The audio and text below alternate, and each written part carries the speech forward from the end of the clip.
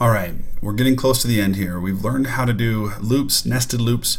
There's a couple of last finishing touches, a couple of commands that will be useful to give you full control over these loop structures that you've now learned.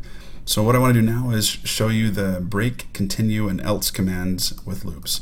So let's keep these ones simple, knowing that we're going to focus on more relevant examples later on in the practice problems for this chapter. So for now, let's just show you the structure. Let's start with a simple loop to print out 0 through 4. I'm going to create a variable called count.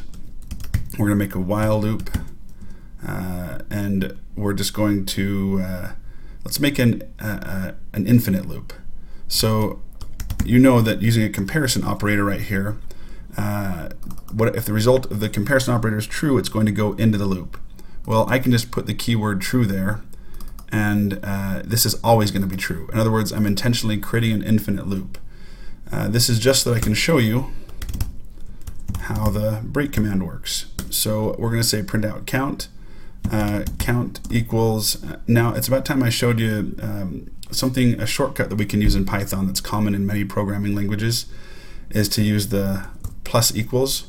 You can also use minus equals.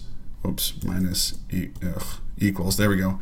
We're going to do plus equals, and that says, whatever we put after the plus equals, it says increment or add 1 to count. So this is the same one as saying count equals count plus 1. So add 1 to itself. We just use a shortcut available in Python and most programming languages, although not all of them allow you to do this. So we're going to print out count, we're going to add 1 to it, but then we're going to add an if statement like we learned how to do in a previous video. And we're going to say if count is greater than or equal to 5, then we're going to use the break command. So in other words, the comparison operator here is infinite. It's always true. If you want to make this simple, we could say also something like, well, 1 equals 1. It'll always equal 1. Or create a variable called x. Let's do that. Let's say x equals 1. We're never going to touch x. We're going to say, well, x equals 1. Go into this loop. I'm not incrementing x anywhere. It'll always be 1. However, it prints out the other variable count. We add 1 to count, and then at some point, when count is greater than or equal to 5, we're going to use a break command to end the loop entirely. So this is a very simple example. Always forget. Double equals. It's a comparison if, not an assignment statement. All right. So sure enough, it goes in here to the loop. This is always evaluated as true.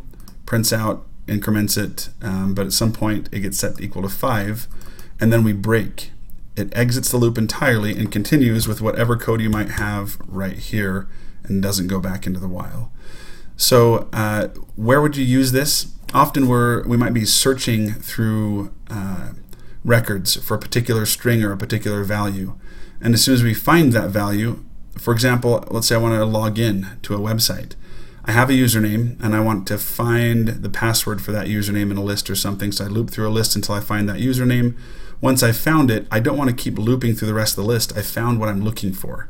So I can use the break command to end that loop and save my program some time. So really the primary advantage of the break command is to shorten the processing times and not waste time in our programs. So let's show you another one. Now let's do another loop that uses the continue command. So for this one, we're going to say for x we're going to use something that we haven't used yet called range.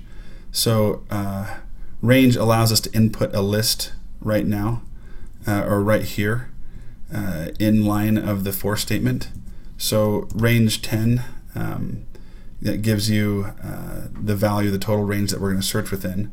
And we're going to use this code simply to, let's check if x is odd. So we're going to say right here, if x mod %2 equals 1, so that means that if we divide by 2, there's going to be a remainder of 1. Then, continue. Otherwise, we're going to exit that and print the value of x. So let's show you how this works and then talk our way through it. So all right, for x in range of 10, we come in here, we say, all right, for all values of 10, 0 mod 2 equals 1. So we're going to continue. We're going to skip and do nothing, even if that's evaluated as true, and then go on to print x. Otherwise, if x mod 2 does equal 1, we're going to do nothing here, and it'll be skipped, and we'll proceed. So break exits the loop entirely. Continue lets you skip past something and proceed with the rest of the loop. So we print x, and then it went back into the loop and continued. So we use break when we want to be done with the loop entirely. We use continue when we want to just stop what we were doing at that moment in that iteration of the loop, but then continue with the rest of the loop. So an example of this might be we're cleaning data, we're looping through a bunch of records and trying to, kind of like in one of our prior examples, we're cleaning up all the different values of gender. So let's say that we were converting text to be in a standard format. We come across an entry that's already in the proper format. Then we could use the continue command to skip any processing required to fix it because it's already fixed, and then just continue with the rest of the loop and keep going on. All right, let's do one more command. You've learned break, you've learned continue. Let's learn the else. Else, just like we use in if statements, we can use the while statement. Let's go back to our count equals 0 example.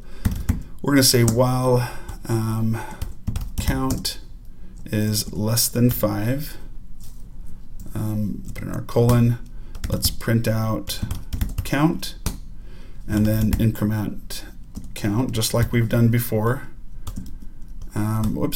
However, if x is not less than 5, we're now going to have an else option. So basically, if this comparison operator is evaluated as true, proceed with this. Ignore the else and loop through as many times as needed. Eventually, though, when this gets evaluated as false, we're going to one and only one time proceed with whatever comes after this else command. So I'm going to say here print, we'll say count value reached the end, which is, well, whatever number. Let's make this a bit more dynamic. Let's put in percent formats as an integer with no decimals, %d, and then we're going to say mod or percent count. All right, let's run that one. There we go. So the while loop, count was less than 5. It proceeded with 0, 1, 2, 3, 4. Eventually, this got evaluated as false when it turned to 5. And then we have a one time only conclude with this one task else. Let's do another example, one last example here. Let's say for I in range, and here we're going to say the range starts at 1 instead of before we put 10 and it went from 0 to 10. By putting 1 comma 10, we're saying the range is 1 to 10. So it starts there instead of 0. We're going to say if now I, if I mod 5 equals 0, meaning if it's what? Meaning if it's even, colon, let's break and get out of that. We're done with the loop entirely as soon as we get to something that is when you divide by 5 equals 0. So it's going to go 1 divided by 5, not 0. 2 divided by 5, not 0. Eventually we'll get to 5 divided by 5. The remainder is 0. And then we're going to break. Until we break, though, until that happens, we want to go ahead and print out I, which is this I right here in range. So we're going to print out each one we go through. Then let's have one final else right here. Print, no, not I, we're going to print something. Let's print this will never be printed because break does not allow the else command. All right, let me show you what I mean.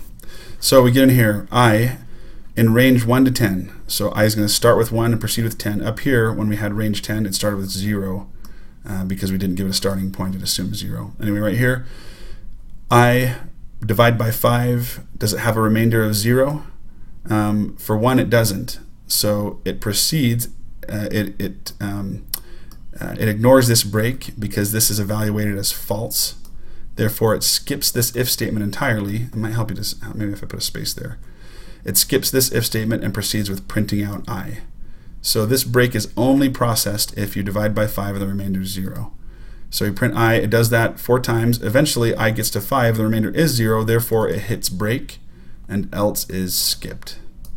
So my point of this is we'll never use an else if there's going to be a break, because there's no way this else will ever get processed.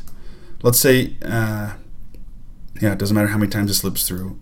The point of this is else works with, it'll work with continue, because continue proceeds, and eventually we'll have a comparison operator evaluate as false.